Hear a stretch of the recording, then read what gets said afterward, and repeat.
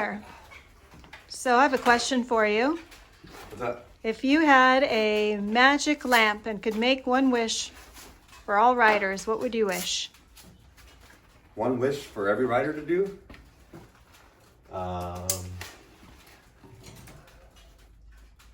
That's what you said? There's Yes. one?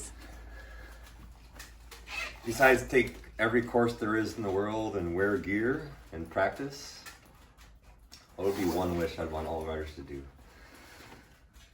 Probably this, right? So twisty mountain roads, because that's where most people crash and die. If I had to tell everybody one thing and they had to do it, is keep your brake light on until you see the exit of every damn corner you go through.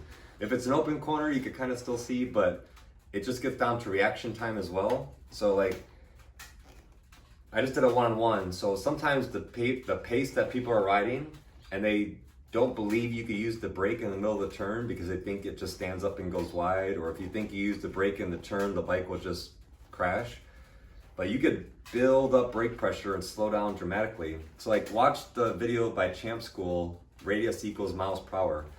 In the middle of the turn, if you roll off the throttle, the bike will slow and tighten. Or if you roll off the throttle and get on the brakes, the bike will slow and tighten. But say you're rolling off the throttle, you're going to the turn, but just keep, like, hear the little click? Come here, listen.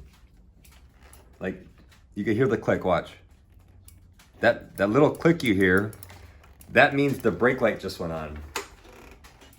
See that?